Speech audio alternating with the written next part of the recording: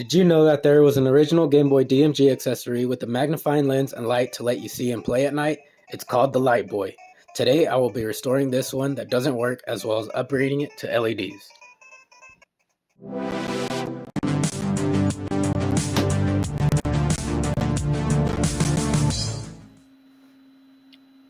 Removing the battery cover revealed some battery acid on the contact terminals. I will have to take it all apart to see how deep the damage is.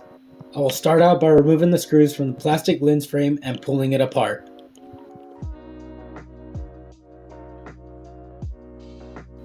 Right away I could see there was battery acid all the way up to the lights. My first approach is to remove all this copper to give it a good clean later on.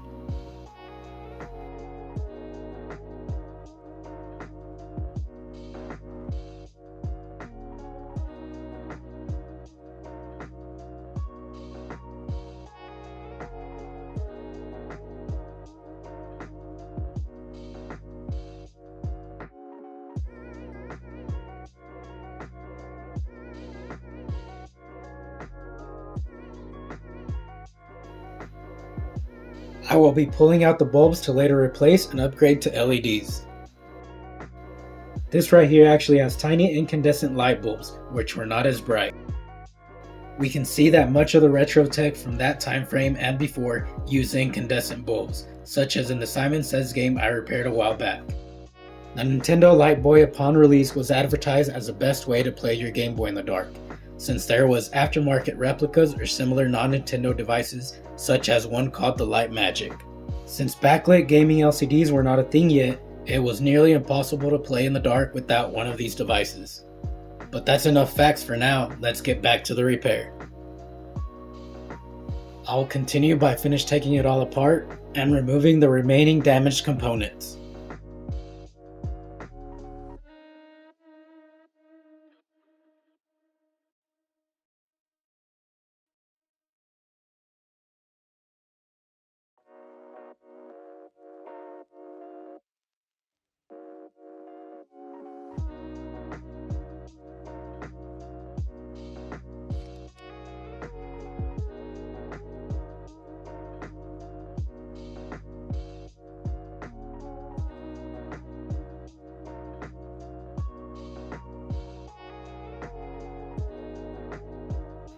Once I have removed all the dirty damaged components, I will put them in a bowl of vinegar for a few minutes to chemically remove all the battery acid.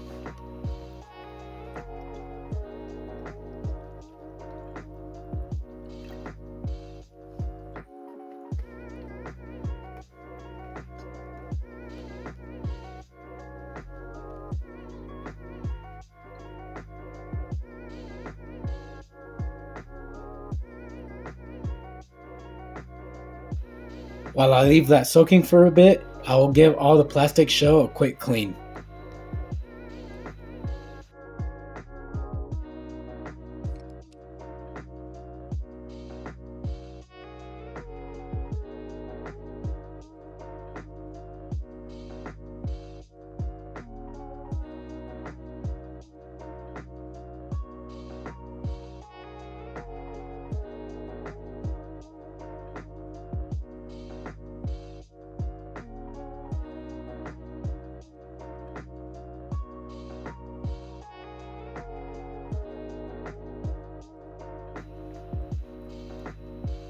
My next step is to start with the necessary modification for this upgrade. You cannot simply just drop in regular LEDs and expect this to work. Soldering a step up and down voltage regulator with the resistor will be required in order to function properly. The regulator is to keep the LEDs in full brightness without diminishing until the battery dies. And the resistor is to put a certain amount of resistance on the LEDs so they won't burn out. I have seen online mods where they insert specific high-powered LEDs and it works automatically without additional soldering. However, this is the mod I chose since I already had most of the necessary parts required, which I will have linked in the description. Then I have to make a small cut on the metal piece right here so the power can flow through the regulator rather than going straight to the LEDs.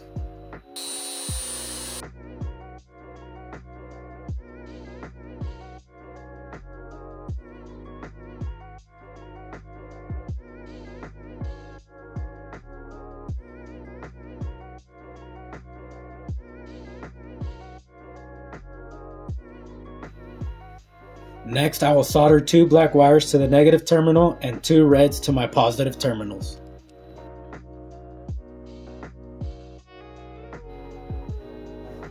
In order to get the proper required resistor, I used an online LED resistance calculator.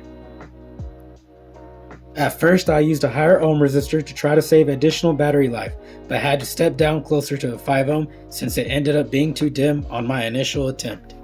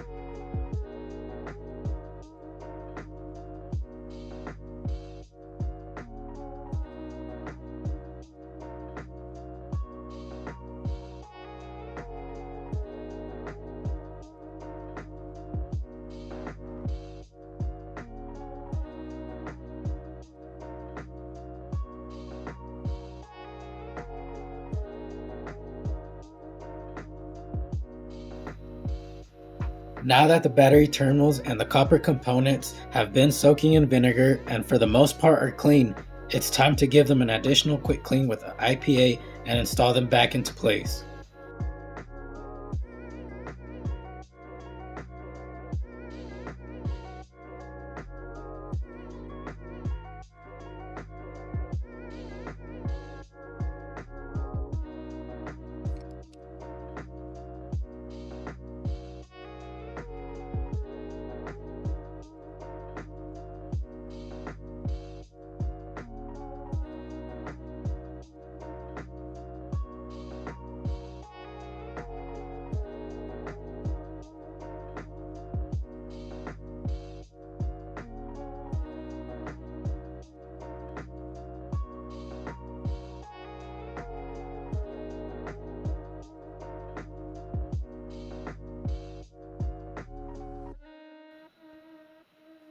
After that, I will insert the LEDs in replacement of the original bulbs while making sure the positive side is facing the right direction on each one.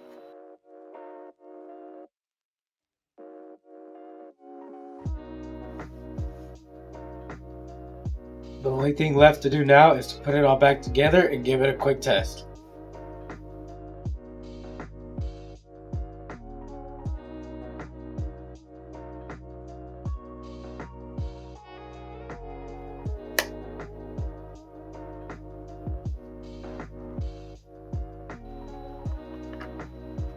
Here is where I tested out the first time and ended up being too dim, so I had to take off the back cover and replace the resistor to a lower ohm one.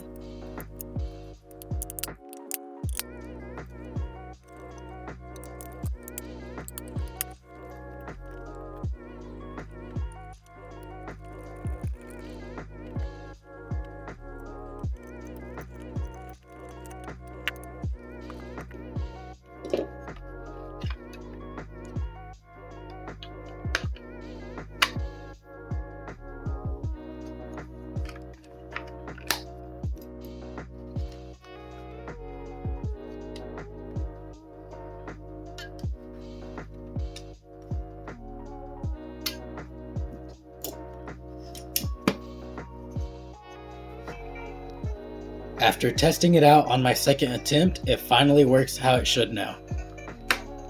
And yes, I'm aware, ignore the big empty line on the Game Boy screen. That issue will be covered in a future video, so just pretend it's not there. While seeing it in action, I was really surprised on just how bright the Lightboy is after this. I mean, wow, it looks really nice. I dare to say it looks even better than just using your regular room ambient light.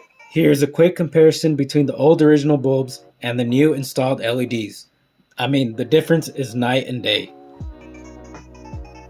And here's another quick demonstration on how it looks in a completely dark room.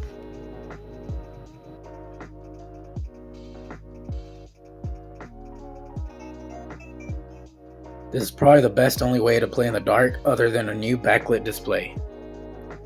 So that does it for today's video. Don't forget to subscribe to my channel, and if you like this kind of content, make sure to check out my other DMJ repair video at the end screen. Thank you all for watching. See you next time.